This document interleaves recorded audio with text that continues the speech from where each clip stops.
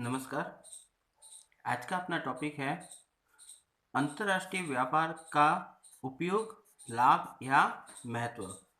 Means जब दो देश या दो से अधिक देशों के बीच में व्यापार हो रहा है तो उससे हमें क्या क्या फायदे मिलते हैं, यानी अंतर्राष्ट्रीय व्यापार की हमारे लिए क्या यूजफुल है या उसकी क्या इम्पोर्टेंस है। बहुत सारे पॉइंट है जिनको अपन ब्रीफली डिस्कस करेंगे। तो सबसे पहले देखते हैं प्राकृतिक संसाधनों का पूर्ण उपयोग।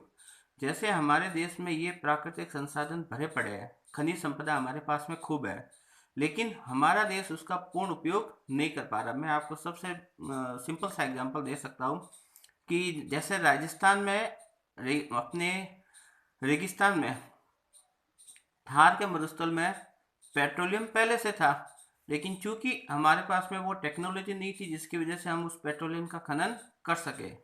अंतर्राष्ट्रीय व्यापार की वजह से क्या हुआ, हमने यूके की कंपनी के साथ व्यापार करना शुरू किया, उसने यहाँ आके पेट्रोलियम खोद कर हमें दिया। तो अंतर्राष्ट्रीय व्यापार के कारण जो प्राकृतिक संसाधन वेस्टेज पड़े हुए थे उनका क्या हो रहा है, अब फुल यूटिलाइजेशन हो रहा है।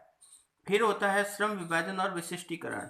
क्योंकि अंतर्राष्ट्रीय व्यापार में क्या होता है, हर एक देश किसी न किसी चीज में अपनी मास्टरी कर लेता है, तो वो ऐसा इसलिए करते ताकि अंतर्राष्ट्रीय बाजार में उनको वो कम कीमत पर सामान बेच सके।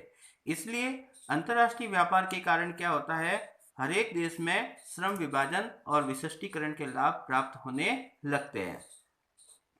फिर हम देखते हैं उपभोक्ता का उच्च जीवन स्तर।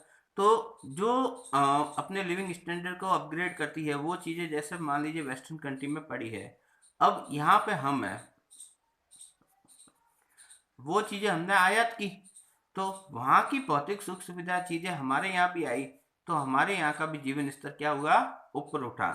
इस तरह से हमारे यहाँ से भी बहुत सारी चीज़ें जैसे मसाले वगैरह है वो वहाँ गए, तो उनको भी है उन चीज़ों की प्राप्ति हुई और उनका लिविंग स्टैंडर्ड भी सुधरता है। इस प्रकार अंतर्राष्ट्रीय व्यापार से जिन देशों के बीच में व्यापार होता है उन लोगों के जीवन स्तर में भी सुधार देखने को मिलता है। आर्थिक संकट में सहायक। तो चूंकि इससे पूर्व में हम इसको डिस्कस कर चुके हैं कि जैसे मान लीजिए कोई प्राकृतिक या मानवीय आपदा होगी, तो ऐसी स्थिति में ये देश दूसरे देश की तुरंत हेल्प कर सकता है, तो ये सामान तुरंत भेज सकता है। तो अंतर्राष्ट्रीय व्यापार से हम आर्थिक संकट में भी काफी सहायक होती है। जैसे हमारे देश में मंदी का दौर चल रहा है तो हम विदेशों में अपना सामान बेच सकते हैं, तो ऐसे में हम हमारे आर्थिक संकट का सामना भी कर सकते हैं। फिर है वस्तुओं के सेवा के मूल्य में समानता। तो ये बात जाहिर सी बात है कि जब मान लीजिए मुझे, ये अपना देश है, अब इस देश से अपने पास सामान आ रहा है और वो 100 रुपये में बेच रहा है, जबकि ये दूसरा देश है वो इसी सामान को कितने में बेच रहा है, 80 रुपये में। तो हम क्या करेंगे, इसके ऑर्डर को कैंसिल करेंगे और इससे सामान मंगाना करेंगे।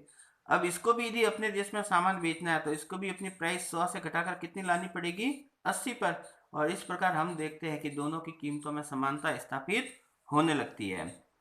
फिर आता है औद्योगिकरण को बढ़ावा। तो अंतर्राष्ट्रीय व्यापार के कारण इंडस्ट्रियलाइजेशन काफ़ी तेज गति से बढ़ता है। जब हमारे उद्योग धंधे बढ़ेंगे तो हमारे औद्योगिकरण की गति भी बढ़ जाती है। क्योंकि विदेशी व्यापार के कारण हमें नई नई टेक्नोलॉजी मिलती है और उसकी वजह से हमारे यहाँ पर प्रोडक्शन की जो मेथड है उसमें भी काफ़ी इम्प्रूवमेंट देखने को मिलता है। और आप सीधा सा उदाहरण कपड़ा उद्योग में देख सकते हैं। पहले भारत जैसे कपड़ा अधिकांश हाथ से बनाता था, लेकिन अब ज्यों ज्यों समय के साथ हम अंतर्राष्ट्रीय व्यापार में चलते गए या आगे बढ़ते गए, हमने हमारी उत्पादन विधियों में काफ़ी सुधार किया है और हम टेक्निकल भी उसमें काफ़ी अपग्रेड हुए हैं। ये साधारण सी बात है, जब हम विदेशी व्यापार करेंगे तो हमें कई अलग अलग देशों से विदेशी मुद्राएं भी प्राप्त होगी, जो हमारे विदेशी मुद्रा भंडार में इजाफा करती है। एकाधिकार प्रवृत्ति पर रोक। चूंकि मान लीजिए अंतर्राष्ट्रीय व्यापार में ये अपना भारत देश, अब मान लीजिए ये देश हमें पेट्रोलियम बेच रहा है, उसकी मोनोपोली है, तो ये तो मनमानी करेगा। इसकी वजह से क्या हुआ, अंतर्राष्ट्रीय व्यापार में हमारे पास में खूब सारे ऑप्शन होते हैं। यदि ये मनमानी कर रहा है तो हम दूसरे देशों को ऑप्शन के रूप में यूज कर सकते हैं ताकि इसकी मोनोपोली खत्म हो जाए। और इसी तरह हमें हमारे इंडस्ट्री के लिए जो रॉ मटेरियल की जरूरत होती है वो भी हम अलग अलग कंट्री से हमारी ज़रूरत के हिसाब से मंगा सकते हैं। फिर हमारे जो प्रोडक्शन के फैक्टर हैं उनका भी मतलब बेस्ट यूटिलाइजेशन होता है, क्योंकि अंतर्राष्ट्रीय व्यापार में आपको अंतर्राष्ट्रीय प्रतिस्पर्धा में टिके रहना है तो आपको सबसे बेस्ट लेवल पर जाके काम करना होता है, और ऐसी स्थिति में हमारे संसाधनों का सबसे सर्वोत्तम उपयोग हो पाता है, और इसी की वजह से हम न्यूनतम लागत पर अधिकतम उत्पादन की प्राप्ति भी कर सकते हैं। क्योंकि अंतर्राष्ट्रीय व्यापार में ये दुनिया के समस्त देश है, क्योंकि एक भारत के लिए ये सारे देशों के दरवाजे खुल जाते हैं, तो हमें हमारी वस्तु और सेवा के लिए पूरी दुनिया एक बाजार के रूप में उपलब्ध हो जाती है। और जब हमारा सामान देश विदेश में जाएगा, हमारे यहाँ उद्योग धंधे बढ़ेंगे, तो जाहिर सी बात है हमारे यहाँ रोजगार भी बढ़ेगा, क्योंकि जितनी ज़्यादा फैक्ट्रियाँ बढ़ेगी, काम धंधा बढ़ेगा, इस वजह से अंतर्राष्ट्रीय व्यापार की वजह से रोजगार भी बढ़ता है। और आपको ज़्यादा दिमाग चलाना नहीं है, आप देख लो हमारे बाड़मेर में अब और जैसलमेर में अब जैसे पेट्रोलियम का है, तो उसकी वजह से रिफाइनरी लग रही है, और रिफाइनरी लगने की वजह से अब यहाँ पर भी बहुत ज़्यादा रोजगार मिल रहे हैं। साथ ही साथ हमारे देश का आर्थिक विकास भी तेज गति से होता है, और आज के ज़माने में तो कहा भी जाता है कि अंतर्राष्ट्रीय व्यापार हमारे आर्थिक विकास का क्या होता है, इंजन, इसको ग्रोथ का इंजन माना जाता है, जिससे देश तीव्र गति से आगे बढ़ता है। साथ ही साथ हम देख सकते हैं कि चूंकि रूस है, अमेरिका है, इजराइल है, अब चूंकि भारत के साथ अच्छे व्यापारिक संबंध है, तो हमारे साथ वो व्यापारिक संबंध होने के साथ साथ अंतर्राष्ट्रीय मंच पर भी हमारा सहयोग करते हैं।